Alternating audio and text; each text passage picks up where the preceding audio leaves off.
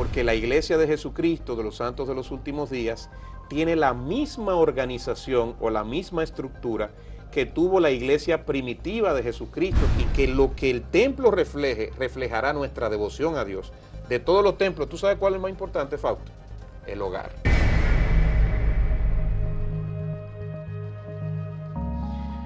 Las iglesias en República Dominicana son las transmisoras de un mensaje de tranquilidad, de paz, de conexión con Dios, de la fe. Y esa fe, que dicen muchos mueve montañas, es la que ha traído en el año 1978 a una de las iglesias importantes ya en República Dominicana, que es la Iglesia de Jesucristo de los Santos de los Últimos Días en el país, más conocida como Mormones, popularmente conocida como Mormones por su libro que ellos tienen, que le dicen el Libro del Mormón, pero que tiene una actividad muy intensa, no solamente de proclama de su fe, sino también de unificación de familia, de formación de personas. Y Rafael Gutiérrez, que es el director de comunicación de la Iglesia de Jesucristo de los Santos de los Últimos Días, para República Dominicana y para la región del Caribe, se encuentra con nosotros y vamos a hablar sobre su iglesia, sobre fe y el conjunto de actividades que ellos han desarrollado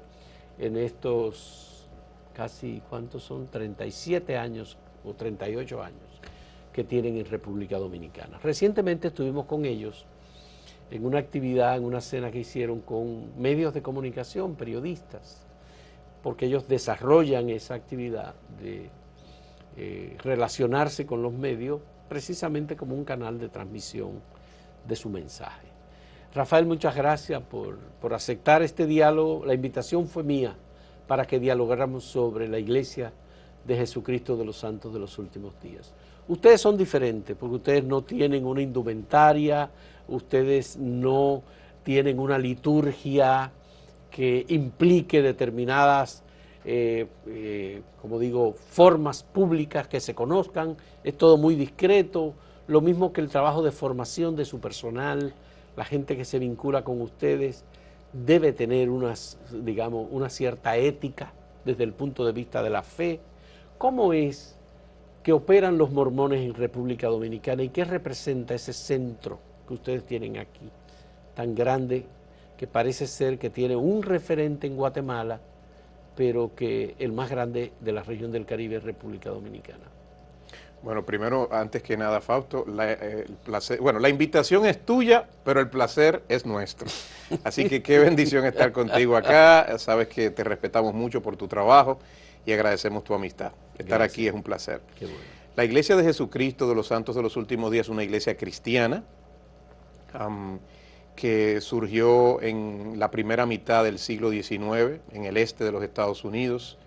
Un joven que se llamó José Smith o Joseph Smith, hijo, sí. Exactamente, que vivía en el estado de Nueva York, al norte del estado de Nueva York en esa época. Pues él era un joven típico de una familia religiosa del este de los Estados Unidos en 1820. Una familia, como sucede con muchas familias dominicanas, segregadas religiosamente, donde quizá papá va a una iglesia, mamá va a otra, hay hijos que no van a ninguna iglesia, etcétera, etcétera, etcétera. Y cuando ya José tenía 14 años y tuvo una edad lo suficientemente, vamos a decir, adulta o madura para empezar a pensar en las cosas del alma, José tenía que tomar la decisión a qué iglesia iba a ir. Y iba a diferentes, pero no se unía a ninguna, hasta que sintió que tenía la necesidad de tomar una decisión. Como cristiano, que siempre estudiaba la Biblia, encontró en el versículo 5, capítulo 1 del libro de Santiago, una escritura que dice él en su historia, en su autobiografía, que le llamó mucho la atención, y la escritura reza: si alguno de vosotros tiene falta de sabiduría, pídala a Dios, el cual da a todos abundantemente y sin reproche, y le será dada. Entonces dice él que esa escritura penetró cada fibra de su ser. Y él dijo, bueno, si hay alguien que tiene falta de sabiduría, Soy yo. Esa persona soy yo. Así que José, como una persona de fe, decidió intentar con lo que la Biblia decía y se retiró en un lugar solitario cerca de su casa para orar y pedir a Dios. Es bueno decir que José no iba con la intención de tener una experiencia extraordinaria, ni de tener ningún tipo de manifestación fuera de lo que cualquier creyente pudiera tener cuando pide guía de Dios en cualquier asunto de su vida. No obstante, sí fue una experiencia extraordinaria, y José en su propia historia relata con sus propias palabras que al empezar a orar, él tuvo una experiencia donde dice: vi una columna de luz más brillante que el sol directamente arriba de mi cabeza. Y dice que esa luz descendió gradualmente hasta descansar sobre mí. Y al reposar sobre mí la luz, vi en el aire arriba de mí a dos personajes cuyo fulgor y gloria no admiten descripción. Y uno de ellos me habló, llamándome por mi nombre, y me dijo, diciendo mi nombre, señalando al otro: José, este es mi hijo amado, escúchalo. Según el relato de José, siempre tengo que decir, según el relato de José, él vio a Dios, el Padre, y a su Hijo Jesucristo. Y en la manifestación, pues ellos le dijeron un sinnúmero de cosas que incluía que la iglesia de Jesucristo había dejado de ser sobre la tierra cuando Cristo murió y los apóstoles, y que esa iglesia sería restaurada. Por las experiencias que él contó, pues José Smith fue llamado por esa experiencia y otras a ser un profeta, y a través de él se organiza una iglesia que es la iglesia de Jesucristo de los Santos de los Últimos Días. La iglesia de Jesucristo de los Santos de los Últimos Días no nace en ese momento, sino que la creencia de los Santos de los Últimos Días es que es la misma iglesia que Cristo organizó mientras estaba en su ministerio, la cual desapareció de la tierra con la muerte de los apóstoles, ya siendo Juan el último de ellos, el autor del Apocalipsis o el libro de Revelaciones, y luego una restauración que vino en el siglo XIX a través de esta y otras experiencias que tuvo José Smith. Como decías, ya en República Dominicana pues llega en diciembre, ¿no? 7 de diciembre de 1978, después de 12 años turbulentos que nuestro país vivió, finalmente la iglesia pudo llegar al país. Le contaba yo a unos amigos periodistas con quienes me reuní y les decía que esos 12 años que vivimos tan turbulentos, se desarrolló una animadversión hacia todo lo que tuviera que ver con los Estados Unidos. Sí, eso porque habían pasado nada más que creo que 13 años de la intervención militar de los Estados Unidos en República Dominicana. Así es. Pero ustedes iniciaron en el 78, pero antes yo tengo una pregunta. Sí. ¿Cómo es la liturgia de ustedes, de la Iglesia de los Santos de los Últimos Días? Definitivamente. ¿Es verdad que es secreto? ¿Cómo es eso? No, definitivamente la liturgia, por usar ese término de los Santos de los Últimos Días, es una liturgia de raíces judeocristianas, como la mayoría de las iglesias cristianas que conocemos, con ciertos rasgos distintos. Por ejemplo, los Santos de los Últimos Días creen en la palabra de Dios que está en la Biblia. También un rasgo distintivo de los Santos de los Últimos Días es que creen que hay escritura adicional. O sea que todo lo que Dios ha revelado y que actualmente revela y que revelará algún día, no solo está en la Biblia, sino que hay otros libros sagrados, y tú mencionabas uno de ellos, el libro de Mormón. Entonces los santos de los últimos días estudian las escrituras porque consideran, como dice Juan 5:39, que en ellas, en las escrituras, es que se da el testimonio de Jesús y en ellas encontramos la vida eterna. Los santos de los últimos días observan el día de reposo, es decir, que hay un día de la semana, como los discípulos de Jesús lo guardaron, el primer día de la semana, que es domingo. Es el domingo. El primer día de la semana los discípulos se reunían para partir el pan y para recordar a Jesús después de su muerte. Nosotros continuamos esa tradición y para nosotros, como para los judíos, el Sabbat es un día sagrado, especial, para nosotros el domingo lo es, y nos dedicamos a esas actividades especiales. Parte de ello, por ejemplo, es las reuniones de adoración el domingo en la iglesia. ¿Qué sucede? ¿Qué esperar para alguien que asiste a la iglesia el domingo? Lo primero es que las reuniones son más largas de lo que uno está acostumbrado, por ejemplo, en la misa. Uno va a una misa, y de hecho hay misas cortas, ¿verdad? Hay misas cortas, pero hay otras misas que duran un poco más. Exactamente. Promedio 1 hora. Exactamente. En el caso de nosotros, las reuniones dominicales duran 2 horas. En la primera hora hay una reunión que llamamos reunión sacramental. Es una reunión equivalente, parecido a la misa, que todos estamos acostumbrados a ver, porque allí participamos de los símbolos del cuerpo y de la sangre de Jesús. O sea que parecido a la hostia, ¿verdad?, que toman los católicos, nosotros también participamos del sacramento, de ese sacramento, por eso se llama reunión sacramental. En esa reunión no hay un predicador o un maestro profesional que es el único que toma la palabra en el oficio, sino que todos los miembros de la congregación se van turnando por asignación del ministro de culto local para compartir un mensaje. Por ejemplo, si Fausto Rosario fuera miembro de la congregación que está en Alma Rosa, pues su ministro de culto, su obispo, como se llama en el caso de nosotros, le diría, hermano Fausto, en 2 semanas vamos a tratar en nuestras reuniones el tema de la fe. ¿Podría usted compartir un mensaje de 7 minutos sobre la fe? Entonces el hermano Fausto compartiría un mensaje, o sea que es una agenda abierta para todos los miembros, incluso los jóvenes y los niños que pueden hacerlo, también participan. Se toma la Santa Cena y luego entonces en la segunda hora hay reuniones por grupo, porque esas reuniones responden a las necesidades particulares de cada grupo demográfico en la iglesia. Por ejemplo, los jóvenes tienen su reunión como jóvenes, aprenden el Evangelio, se les enseña de las Escrituras, pero adaptado a su vida, a sus necesidades e inquietudes como jóvenes. De la misma manera, los hombres adultos tienen su propia reunión y las mujeres también, y a cada uno se les instruye, aprenden de las Escrituras, pero de una manera aplicada a su propia realidad y sus necesidades. Bien, esa es la liturgia, Fausto, de la capilla, del centro de reuniones, que son esos edificios que comúnmente vemos en los diferentes barrios del país. Pero el público también ha visto el edificio que está en la Bolívar, ¿no? Ahí voy por el tema de las imágenes y la adoración y el culto y cómo lo hacen. ¿Qué es lo que tienen ahí que es algo sagrado que solamente una vez al año o una vez cada determinado tiempo se permite la entrada de personas? Excelente la pregunta. Se permite la entrada de personas todos los días, excepto los lunes, que es un día de descanso. Pero te explico. De la misma manera que los judíos tenían sinagogas y tenían el templo, que eran 2 espacios religiosos distintos, la sinagoga era un espacio social y abierto para discutir las Escrituras y para estudiar la palabra. Y cualquiera que estuviera allí o que quisiera venir a compartir, se pone de pie, toma el rollo, lee la palabra y la comparte con los demás. O sea que la sinagoga para los judíos es un espacio incluso abierto y más social, mientras que el templo es un espacio sagrado que está dedicado exclusivamente a ceremonias y ritos que nosotros conocemos como ordenanzas, que son propios de la religión. Por ejemplo, nosotros los santos de los últimos días, todos los que entran al templo son consagrados. Consagrados es una serie de ceremonias mediante la cual nosotros nos comprometemos a vivir ciertos estándares. Para entrar al templo hay que estar consagrado. En el templo te vas a consagrar, en el templo te consagras. Lo que sí se te requiere para entrar al templo es lo siguiente. Primero, debes ser un miembro de la iglesia. Se llega a ser miembro de la iglesia a través del bautismo. El bautismo por inmersión que enseñó Jesús, porque Pablo en la Biblia enseñó que el bautismo no solamente es un ritual, una ceremonia, sino que tiene un significado simbólico, que simboliza la muerte, la sepultura y la resurrección de Jesús, por quien uno no se bautiza, ¿no?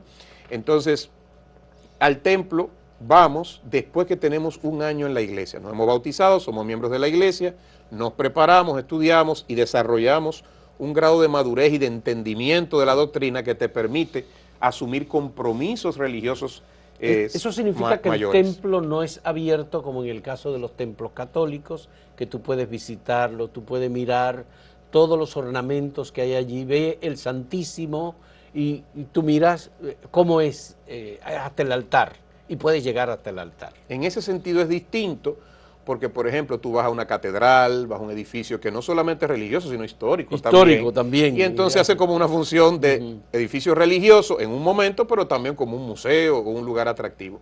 En el templo es exclusivamente y consagrado para esas ceremonias sagradas. Una de ellas, por ejemplo, Fausto, es el matrimonio. Los santos de los últimos días, el matrimonio por la iglesia, como lo conocemos nosotros, se da en el templo, no en la capilla, no en el centro de reuniones.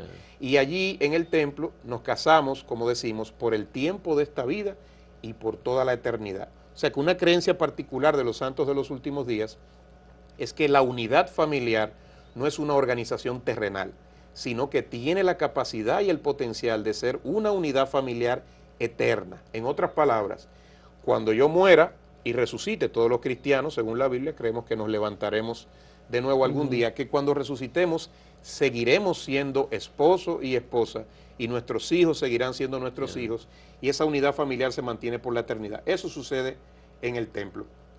¿Es secreto el templo? No, el templo es sagrado. Y entonces todo el que quiera entrar al templo lo puede hacer cumpliendo con los requisitos que incluye ser miembro de la iglesia y tener una recomendación para el templo. ¿Qué es la recomendación para el templo?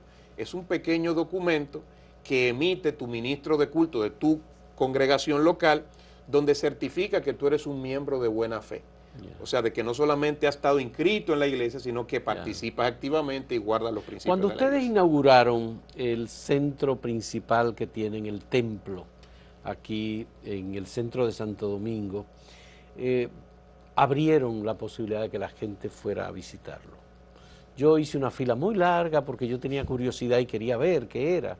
Te ponían unos plásticos en los pies, en la cabeza, todo muy... Y entonces tú pasas por un lugar en donde había una especie de... una imagen como sagrada, pero parecía un animal, yo no recuerdo bien, hace muchos años de eso. Y ya a ese lugar como que no se entra si no se es consagrado. Sí, cuando los templos se edifican, al principio no son más que estructuras de Es una cemento, estructura, bloc, sí. mármol. Ya. Entonces se invita al público a lo que se denomina casa abierta, que fue lo que tú participaste. La casa abierta es un evento social abierto, donde se permite que todo el público pueda caminar por donde quiera en el templo y conocer, e incluso se les explica un poco de lo que se hace en el templo. Ya después que pasa la casa abierta, entonces se cierra el templo, se limpia, se adecúa, y entonces viene un líder que tiene, un líder mundial de la iglesia, por lo general un miembro de la primera presidencia, que es el más alto órgano directivo de la iglesia a nivel mundial, y entonces consagra el edificio. El término que nosotros usamos es lo dedica. Lo dedica. Y al dedicarse, ya de ahí en adelante, es un espacio sagrado, muy especial, donde solo los miembros de buena fe pueden entrar. Tú hablabas de las imágenes, y creo que no quiero dejar eso en el aire. Sí, las capillas y los templos, ambos están llenas de imágenes en términos de cuadros, o sea, de arte, pero que no tiene la misma función que en otras manifestaciones religiosas donde hay una devoción, donde son parte de una adoración, sino que simplemente son indumentaria de la infraestructura física que evoca situaciones de la vida de Jesús, situaciones de las Escrituras. Pero todo lo que ustedes proyectan como imagen es nada más que la figura de Jesús. Jesucristo, sus enseñanzas, los profetas, pero obviamente el profeta es un mensajero, es un portador de la palabra, pero realmente por eso la iglesia se llama Iglesia de Jesucristo, de los santos de los últimos días. Siempre preguntan, ¿por qué de los santos? ¿Y por qué de los últimos días? Mira, santos es un término que el apóstol Pablo utilizó en sus cartas. Siempre la dirigía a los santos en Corinto, a los santos en Galacia. Los santos no son más que los miembros de la iglesia, no son personas perfectas ni canonizadas, sino personas que se esfuerzan por seguir las enseñanzas de Jesús. ¿Qué papel juega María como Madre de Dios, como Madre de Jesús, para la iglesia de Jesucristo de los santos de los últimos días? Un papel primordial en ser ese, como describen las Escrituras, ese vaso escogido que el Señor elige. Recuérdate que Jesús, según las Escrituras, es el unigénito, o sea, el único procreado de esa manera, hijo de Dios. Todos somos hijos espirituales de Dios, o sea, como espíritus nacidos, creados por Dios. Pero Jesús es el único que es hijo de Dios también en la carne. Así que de una manera que nosotros no conocemos los detalles, pero ese bebé llegó ahí al vientre de María, por eso se le conoce como virgen, ¿verdad? Porque concibió sin conocer varón. Entonces ella fue escogida y todos conocemos la frase de ella, ¿no? He aquí a la sierva de Dios, hágase conmigo conforme a tu voluntad. María fue una mujer escogida, una mujer especial, responsable de criar y de cuidar y sustentar al Hijo de Dios durante toda la etapa de su crecimiento, pero definitivamente no juega un papel en términos de adoración. Es decir, no hay una devoción mariana, no hay una adoración hacia la Virgen María, sino hay un reconocimiento de su papel y su rol, pero no como María no es camino para llegar a Jesús. No. Para Jesús todos llegamos directamente a través de la oración de fe y a través de las ordenanzas. Y a través de él llegamos al Padre. La Biblia, como se conoce, el libro de los cristianos. Para ustedes, como se conoce la Biblia, ¿hay una Biblia distinta o ustedes le dan principalía al libro del Mormón frente a la Biblia? ¿Cómo es? No, como dice Pablo, toda escritura es útil, buena para redarguir, para instruir. Así que todas las escrituras tienen igual categoría. No hay una escritura que sea más que otra. Porque si en teoría las escrituras, independientemente de a través de quién nos hayan llegado, ya sean profetas del antiguo mundo o ya sea profetas de América, como es en el libro de Mormón, es la misma palabra de Dios dada a personas en distintos lugares. Así que no hay una jerarquía, ni un rango, ni una categoría en la iglesia con respecto a esos libros que denominamos canónicos. Esos son, primero, el Antiguo Testamento y el Nuevo Testamento, y el Nuevo, sí. El libro de Mormón, no del Mormón, porque si uno dice del Mormón se entiende, este es el libro de aquel que es Mormón, no, ya. Es el libro de Mormón. Mormón, hago una pausa ahí, es un nombre propio de una persona que vivió alrededor de 400 años después de Cristo aquí en el continente americano, o sea, aquí en América donde vivimos nosotros.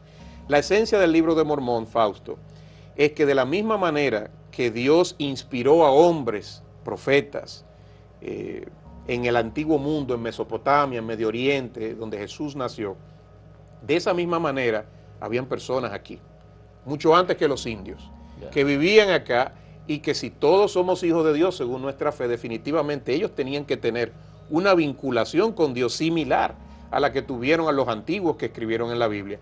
Entonces sus profecías, sus experiencias, sus relatos y enseñanzas están registrados en ese libro de escritura que es el libro de Mormón, el cual viene de la antigüedad. Abarca desde 600 años antes de Cristo hasta 400 años después. Así que no hay una primacía de ningún libro. Nosotros creemos en la Biblia, estudiamos la Biblia y también creemos que el libro de Mormón es la palabra de Dios. Qué bueno. Rafael Gutiérrez, vamos a hacer una pausa. Retornamos en un momento porque quisiera hablar sobre el desarrollo de la Iglesia de Jesucristo de los Santos de los Últimos Días en República Dominicana, que llegó prácticamente con el cambio después de los 12 años, al final de los 12 años de gobierno del doctor Joaquín Balaguer. En un momento volvemos.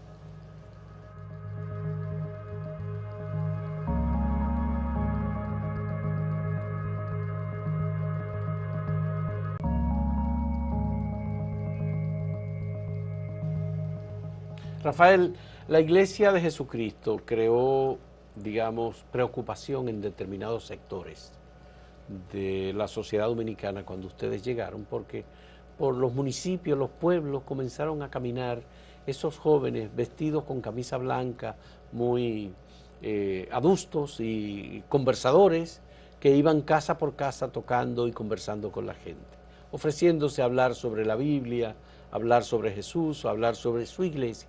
Pero primero fueron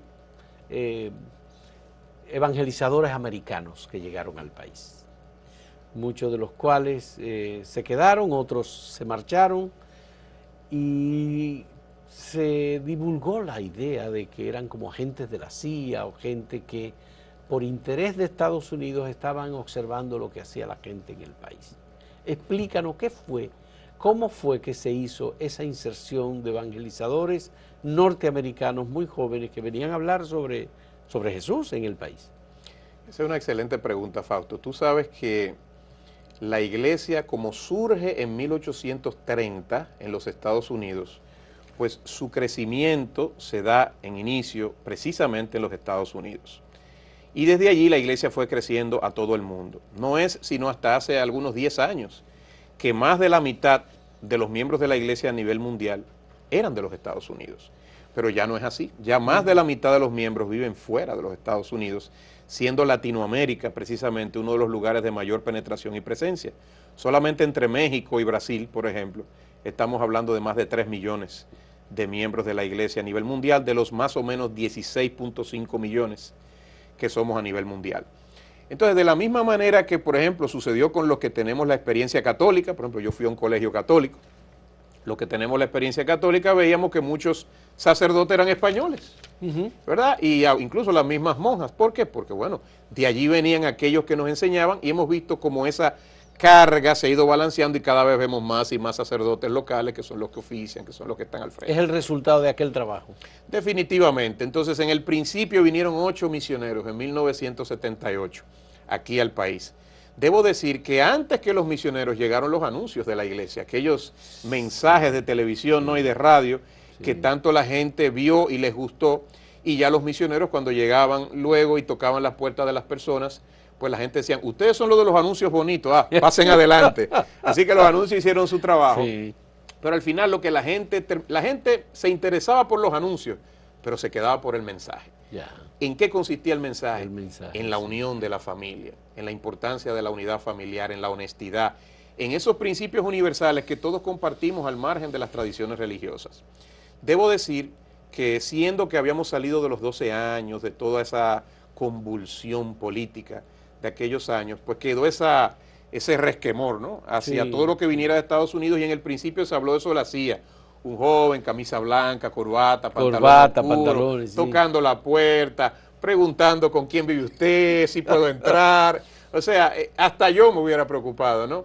Pero con el tiempo eso ha devenido en una leyenda urbana, ya prácticamente, como dicen los jóvenes hoy en día, eso lo quitaron, ya la gente sabe que la iglesia es una iglesia cristiana, legítima, que trabaja en bien de la familia y en bien de la sociedad. La iglesia ha crecido desde entonces, hoy contamos casi con 140,000 miembros de la iglesia en el país, en todas las provincias del país, con alrededor de 205 edificios oficiales a nivel general, un templo, que de hecho los templos, como el que está en la Bolívar, 205 templos. 205 centros de reuniones o capillas, como le llamamos nosotros, que son las iglesias normales, y el templo que está en la Bolívar. Recuérdate que hacemos esa distinción entre centro de reuniones o capilla y templo, son dos cosas distintas. Templo, por ejemplo, solamente hay en el Caribe completo, acá, que fue el primero, el segundo en Puerto Príncipe, en Haití, donde hay una gran presencia de miembros, y el tercero se va a consagrar pronto, y habrá una casa abierta como la que tú fuiste en San Juan, Puerto Rico, pronto ya la van a anunciar. Es Así decir, que sería el tercer templo. Que la información que di sobre Guatemala, porque aquí se viajaba de aquí a Guatemala a formarse con la Iglesia de Jesucristo de los Santos de los Últimos Días. Bueno, yo fui misionero cuando tenía 19 años. Esa es la edad de los misioneros, por lo general. Los varones sirven de 19 a 21 años y en aquella época. Hoy en día los varones sirven de 18 a 20 años y las chicas, las mujeres, sirven de 19 a 20 y medio, o sea que un año después. En esa época los misioneros nos formábamos en Guatemala porque por un tema logístico, no tiene nada que ver con la fe ni la doctrina, sino por un tema logístico, había un templo y había un centro de capacitación misional. Tú sabes que los misioneros que la gente conoce que ve en la calle, pues no van de improviso, ¿no?, a enseñar la palabra, sino que se forman como un seminarista. Primero. Como un seminarista, igual. Ya. Entonces, ese seminario o centro de capacitación misional estaba en Ciudad Guatemala y yo fui cuando era misionero a ese centro, pero no porque eso fuera un centro para el Caribe ni nada, sino por un tema logístico, no había necesidad de visa americana, etcétera, etcétera. Pero ya en nuestro país logramos tener un centro de capacitación misional y un templo aquí, de manera que ya no había que salir. Realmente el centro de la iglesia a nivel mundial, por así decirlo, es el estado de Utah, en los Estados Unidos, que es donde está la sede de la iglesia. Bueno, como resultado de esa visión de que ustedes estaban muy vinculados a Estados Unidos, pudo ser, y tal vez ustedes lo determinaron, que mucha gente se vinculó a ustedes deseando obtener una visa para viajar a Estados Unidos. ¿Fue así o no? Eso no es nada nuevo, Fausto. En el libro de Juan, yo en buen dominicano lo digo, que de alguna manera entre los judíos, como decimos los dominicanos, se regó que había uno que con 2 pescados y 5 panes le dio a comer a 5,000. Se le llenó a Jesús el auditorio. Imagínate si fuera aquí en Los Minas, qué sé yo, en cualquier lugar. Así que definitivamente el hombre y sus necesidades, ¿no? Primero.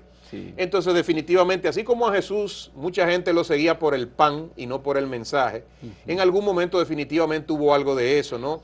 Hubo el interés en los misioneros. Te confieso que mi propia experiencia de conversión, por así decirlo, fue a través del inglés, Fausto. ¿Ah, sí? Sí, nosotros en mi casa... Voy a aprender inglés entonces. Estábamos estudiando inglés, pero en esa época, en los 80, no era como hoy, que ahora cualquiera habla inglés. Entonces, para uno encontrar a alguien que hablara inglés, los misioneros.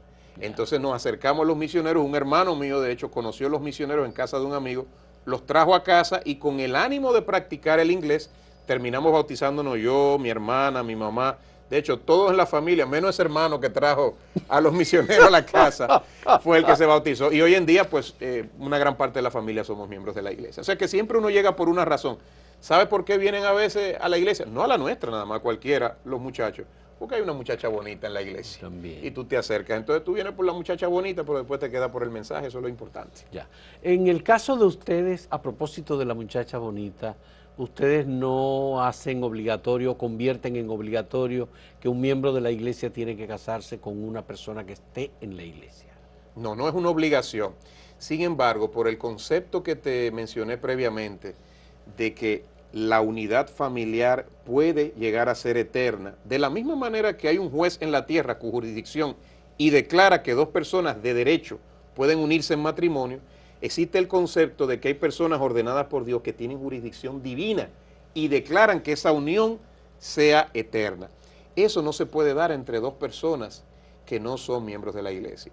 Así que aunque no hay una obligación, cualquiera dentro de la familia de la fe que tiene la aspiración de una familia eterna, trata de unirse a alguien que también pueda ir al templo consigo y entonces es decir, casarse que las ahí. ceremonias religiosas que se celebran para casamiento dentro de la iglesia de Jesucristo tienen que ser entre dos personas que pertenezcan a la iglesia. Las bodas en el templo, sí. Sí. Un miembro de la iglesia que se vincula a una persona que no es miembro puede casarse por el civil y hacer su vida familiar, como ha sucedido en muchos casos. De hecho, eventualmente terminan uniéndose a la iglesia, como sucede, pero para recibir las ordenanzas del templo, sí es necesario que ambos sean miembros de la iglesia. Entonces a ustedes no se les llama sacerdote. Tú te formaste, tú hiciste el seminario, tienes una responsabilidad dirigencial y no tienes un nombre específico con el que se te llame como sacerdote, diácono, obispo, como existe en el catolicismo. Claro que sí, claro que sí. De hecho, literalmente la palabra sacerdote es, por definición, quien posee el sacerdocio o quien lo ejerce. Sí. Entonces, una cosa que te va a interesar mucho de la iglesia es que todos los varones dignos a partir de los 12 años de edad son ordenados al sacerdocio en la iglesia. O sea que en vez de haber una clase clerical consagrada, como estamos acostumbrados a ver, en la iglesia de Jesucristo de los Santos de los Últimos Días, todos los varones que cumplen los requisitos, que son dignos, que son miembros de buena fe, a partir de los 12 años son ordenados al sacerdocio. Por ejemplo, yo tengo un hijo de 12 años que ya es sacerdote. Lo que pasa es que dentro del sacerdocio hay diferentes grados de responsabilidad y preparación que preparan precisamente para allá las mayores responsabilidades. Por ejemplo, en la iglesia tenemos el sacerdocio mayor o el sacerdocio de Melquisedec, que se menciona en la Biblia, o el sacerdocio menor o el sacerdocio aarónico por Aarón, hermano de Moisés. Las responsabilidades son distintas y según las edades, el nivel de madurez, hay diferentes oficios por ejemplo, del sacerdocio. Los sacerdotes que tienen potestad sacramental, extrema unción, oficiar, por ejemplo, determinados actos en la gente de fe, ¿cuáles son? Esas personas, esas bendiciones espirituales de la iglesia, las administran aquellos que poseen el sacerdocio de Melquisedec, el sacerdocio mayor, que tiene varios oficios o grados, siendo uno de ellos el oficio de elder. Elder. Así que los que han visto a los misioneros y ven que en su plaquita dice elder. Elder Gutiérrez, como fui yo, lo que está diciéndome es el anciano apellido Gutiérrez. O sea que ese es un título, de la misma manera que tú tienes monseñor, pues nosotros tenemos elder o anciano, que es un oficio, y luego es como el obispo, entonces. Es parecido. En el catolicismo, ¿no? Es como el obispo. No. O el cardenal. No, porque en la iglesia lo que equivale al obispo de la iglesia católica, en este caso, no es por ordenación, sino por territorialidad. Puesto o rango de responsabilidad. Por ejemplo, yo soy el obispo, por así decirlo, de la diócesis que está en Santo Domingo Oriental, en una de las que está en Santo Domingo Oriental. Pero el término que usamos para esa es presidente. Ustedes utilizan la palabra presidente. Claro. Y ese presidente, para poder presidir en esa jurisdicción que equivale a una diócesis, que en el caso nuestro se llama estaca, debe ser ordenado sumo sacerdote.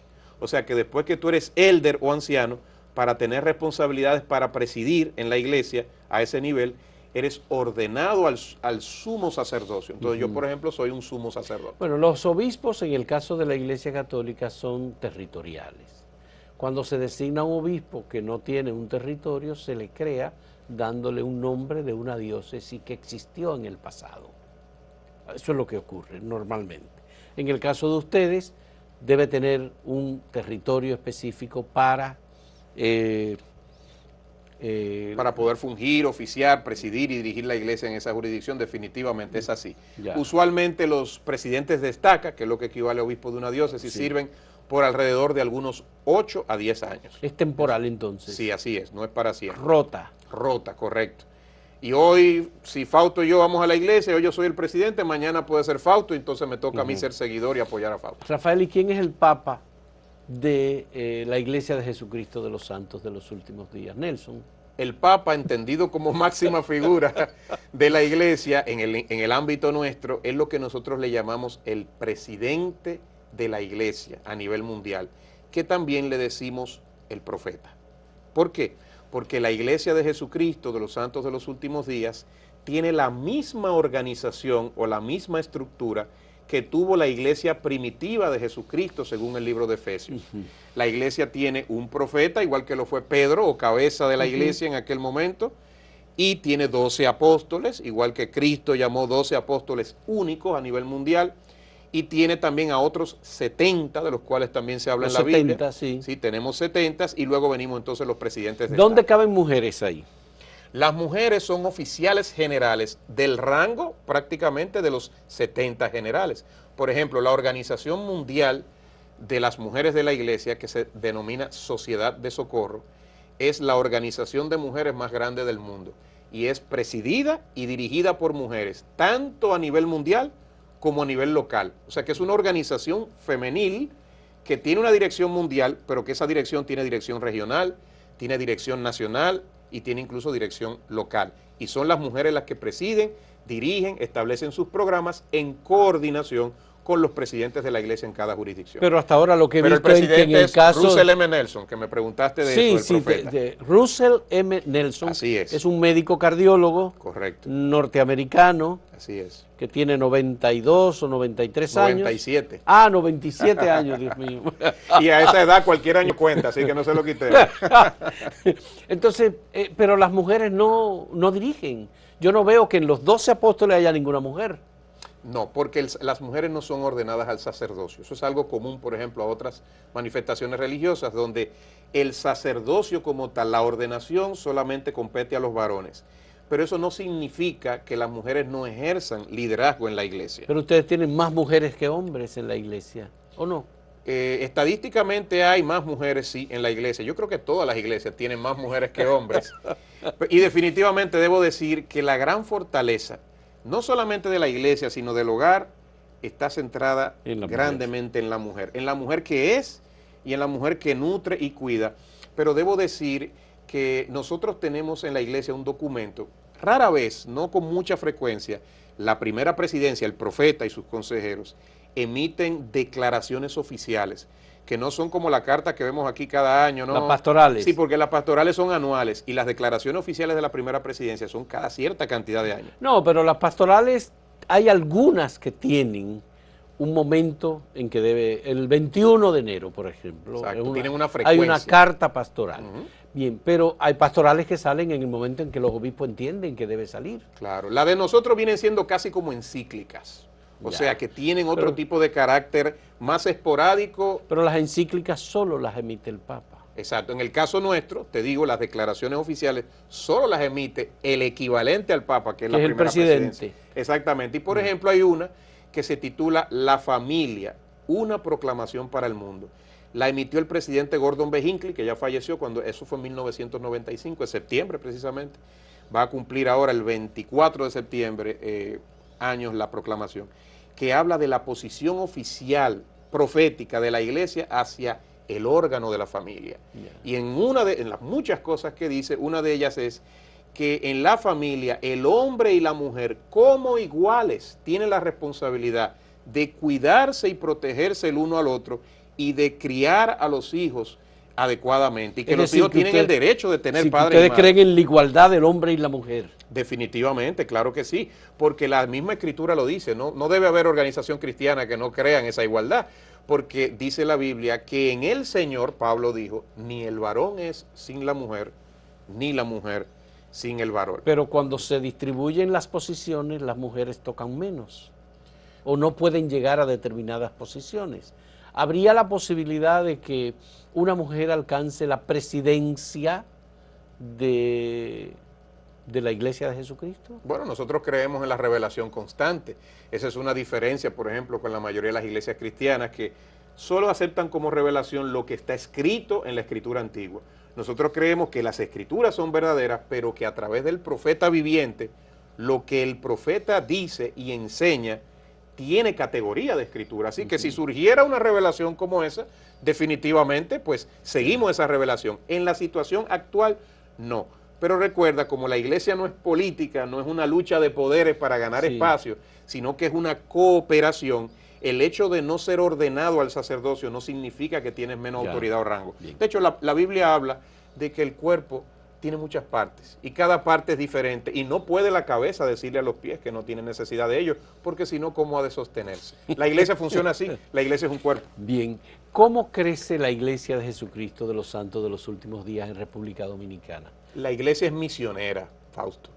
En el capítulo 28 de Mateo, que es el último de los capítulos de ese libro, existe lo que se llama la gran comisión que Jesús le dio a sus discípulos y le dijo que fueran por todo el mundo y que predicaran el evangelio y que hicieran discípulos a todas las naciones. La iglesia de Jesucristo de los Santos de los Últimos Días es una iglesia misionera, es una iglesia que predica el evangelio, que enseña la palabra de Dios a todas las personas. Eso sucede de muchas maneras, siendo la principal, por supuesto, esa fuerza misional que hemos visto. Pero es satisfactorio. Hay más de 58,000 misioneros a nivel mundial. Pero es satisfactorio para ustedes que haya ¿cuántos son? 140,000 en la República Dominicana. En República Dominicana. Bueno, el profeta, ¿verdad? Y las escrituras nos dicen que la obra de Dios hay que apresurarla, hay que seguir hacia adelante, así que conforme, no sé si es la palabra, pero lo que tenemos hoy en día es fruto del esfuerzo de predicar, de enseñar, de servir, de ayudar, no con un interés eminentemente proselitista, sino con un interés que yo pienso que al final, Fausto, es la única manera en que las iglesias vamos a predicar el evangelio algún día. ¿Cuál es? Mostrar los frutos del evangelio. Antes siempre, ¿verdad?, nos apoyamos en los dogmas, en esas creencias que eran tradiciones, pero cada vez más que esta generación que va subiendo desarrolla el pensamiento crítico. La realidad es que la religión no va a poder penetrar los corazones de la gente a menos que muestre los frutos de la religión. Y así lo hacemos nosotros. Muy brevemente. Yo tuve la oportunidad de visitar la iglesia, el templo de aquí en Santo Domingo, y he visto que es un templo que ustedes mantienen todo muy limpio, muy impecable, ¿no? Y que las personas de ahí tienen un sentido de la disciplina y que hay una autoridad y que ese sentido de la autoridad es muy recto. Pareciera casi disciplina militar. ¿Eso es lo que se transmite en la iglesia de Jesucristo? Se transmite, pero de una manera que no es la común a la que estamos acostumbrados. Todo está en orden, pero no porque alguien se impone, sino porque se educa la conciencia para que todos sepamos que ese templo es una ofrenda a Dios y que lo que el templo refleje, reflejará nuestra devoción a Dios. De todos los templos, ¿tú sabes cuál es el más importante, Fausto? El hogar. El de la Bolívar es bonito y es importante, pero cada miembro de la iglesia enseña a su familia que el principal y primer templo, que debe ser un pedazo de cielo en la tierra, es el hogar. Y en el hogar debe aplicar lo mismo, no porque los padres se imponen, sino porque hay una formación y un compartir que hace que cada miembro de la familia esté igualmente comprometido en mantener ese hogar así. Si se logra eso, menos fuerza se necesitará porque la conciencia gobernará a lo que comparte. Ese templo que hay aquí en Santo Domingo se construyó con el apoyo y el financiamiento de los miembros de la iglesia. Así es, la iglesia de Jesucristo usa fondos a nivel mundial, los fondos de la iglesia no son administrados a nivel local. Por ejemplo, normalmente en una feligresía los aportes o donaciones que hacen los miembros los administra el ministro local, según su criterio. En la iglesia no es así. Todas las donaciones de los miembros, que se manejan de manera muy transparente, van a un fondo mundial y se les asigna un presupuesto en función de una serie de criterios a cada feligresía. Cuando se va a construir un templo, es un proyecto y se hace con fondos mundiales de la iglesia. Pero no hay que pagar o el diezmo, por ejemplo. Claro, los miembros de la iglesia, todos los miembros de la iglesia viven la ley del diezmo, que es una 10ª parte de nuestros ingresos. De los ingresos tienen que aportarlo a la iglesia. Así es un mandamiento que voluntariamente los miembros hacemos y creemos que al hacerlo somos bendecidos por el Señor a través de la fe. Bien, Rafael, vamos a hacer la última pausa en este diálogo con Rafael Gutiérrez, que es el director de comunicaciones o de comunicación de la Iglesia de Jesucristo de los Santos de los Últimos Días para República Dominicana y la región del Caribe. Volvemos.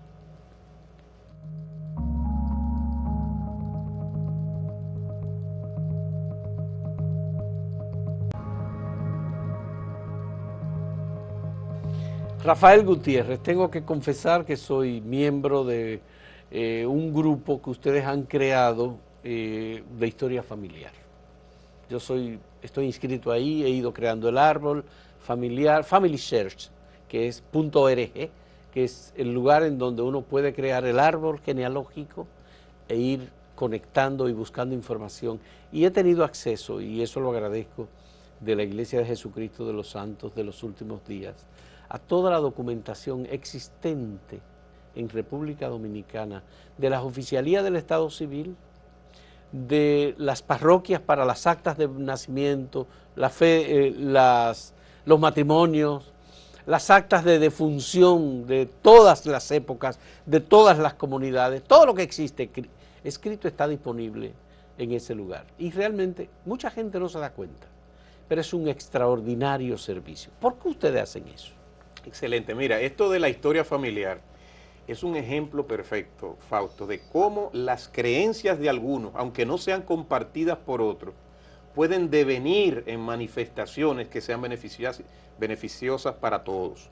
Por ejemplo, ¿por qué los santos de los últimos días nos ocupamos tanto de la genealogía o de la historia familiar? Sí. Por lo que te conté antes, como consideramos que la unidad familiar es eterna y por una creencia muy particular que tenemos, y es que mis antepasados o familiares que no recibieron las ordenanzas necesarias para la salvación, según nuestra fe y nuestra creencia, yo puedo ir al templo, del cual hablábamos, y realizar esas ordenanzas de manera vicaria. Vicaria quiere decir que lo hago en representación de otra persona. O sea que si mi abuelo falleció y no fue miembro de la iglesia, no se pudo bautizar o no pudo unirse y casarse por la eternidad con mi abuela, tú te bautizas por ella ir y hacer en su representación en favor de ellos, ya. Un bautismo que ellos pueden rechazar o aceptar. Y lo mismo con el matrimonio. ¿Qué sucede? Para poder realizar esa ordenanza, Fausto, yo tengo que identificarlos. O sea, yo no puedo ir al templo a hacer una ordenanza por alguien que yo no sé cómo se llama, Sí. o que no sé dónde vivió, Ya. o en qué año nació. Entonces, por eso hacemos investigación genealógica. Resulta que en ese esfuerzo se fundó hace muchos años la Sociedad Genealógica de Utah, del estado de Utah. Sí. Y esa Sociedad Genealógica de Utah empezó a crecer y devino y se convirtió finalmente en lo que hoy se conoce como Family Search, que es una organización genealógica asociada con la iglesia, pero que opera como una entidad genealógica estrictamente separada, que incluso hacen pruebas de ADN. Así es, y en alianza con otras, con Ancestry.com y otras grandes organizaciones que trabajan el tema.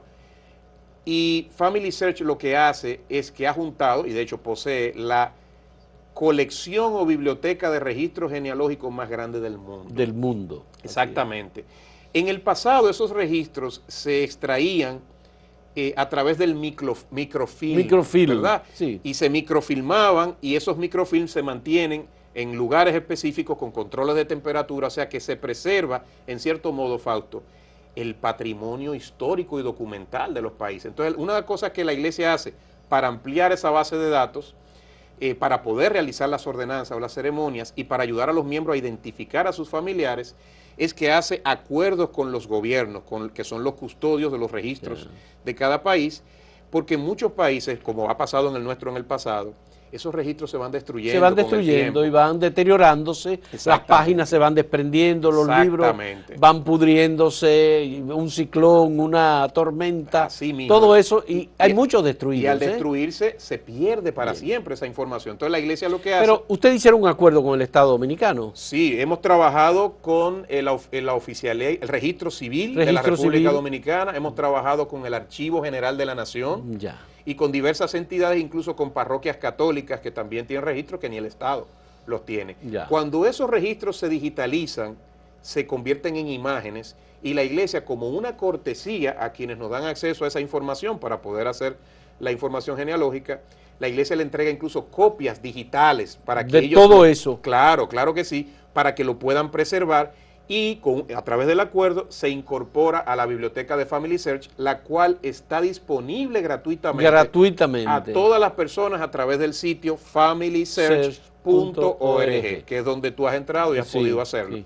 Y además es una página en donde se dispone de dispositivos o aplicaciones para incorporar fotografías, tú indexar documentos y que te permite guardarlo, sacarlo. Hay que tener una especialidad en lectura de escritura antigua. No, una de las cosas interesantes es que no es necesario eso, Fausto. De hecho, ¿sabes cómo funciona Family Search? Funciona a través de una operación colaborativa, donde incluso una persona que no es miembro de la iglesia, ni le interesa la iglesia, pero le interesa la investigación genealógica y la historia familiar, puede crear una cuenta como tú la creas en Google, igualito, creas una cuenta y puedes ofrecer de manera voluntaria tu servicio para indexar esos registros, porque las imágenes que se digitalizan no son buscables, sino que esos datos tienen que indexarse. Bueno, pero te puedo decir que yo estuve unos 30 años buscando información en parroquias, en mi pueblo, en las oficialías del Estado Civil, pagándole a personas para que me buscaran datos. Todos esos datos yo se los facilité a la persona que me atendió de la iglesia, José Miguel Bueno, de la Iglesia de Jesucristo de los Santos de los Últimos Días, y me ayudaron a incorporarlo.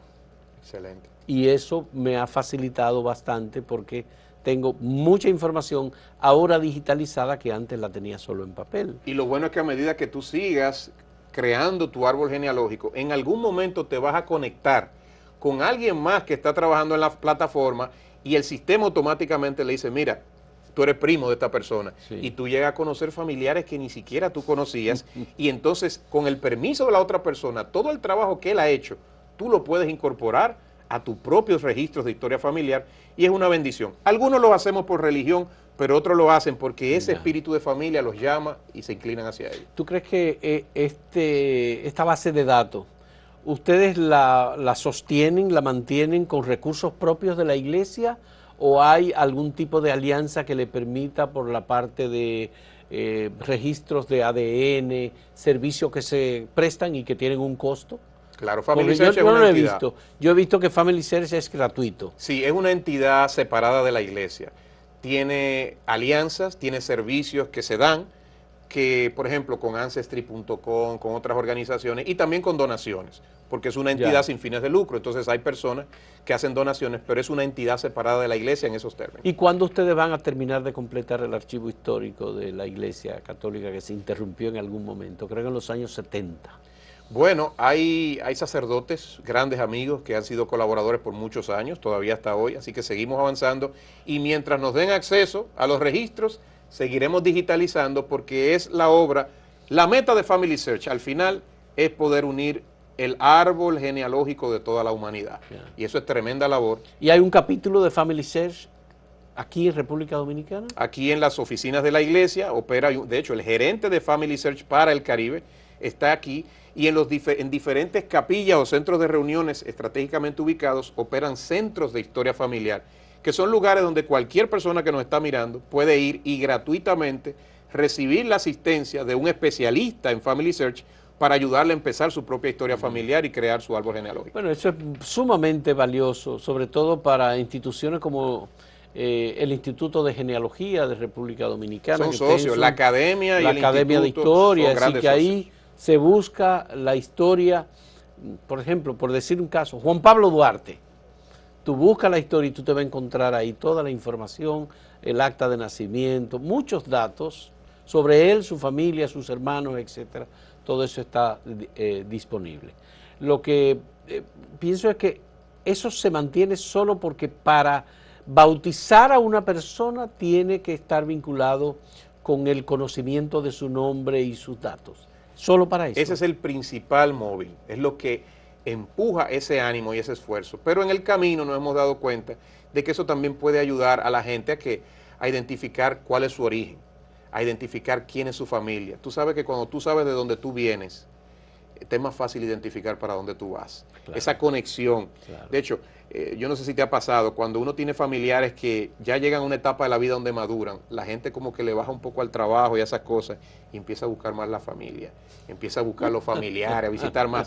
Yo creo que eso es algo divino. A medida que uno se va acercando más a Dios, realmente busca a su familia y Family Search es una herramienta para hacer eso. Qué bueno. Rafael Gutiérrez es el director de comunicación de la Iglesia de Jesucristo de los Santos de los Últimos Días para nuestro país y para el Caribe. Muchas gracias por esta conversación.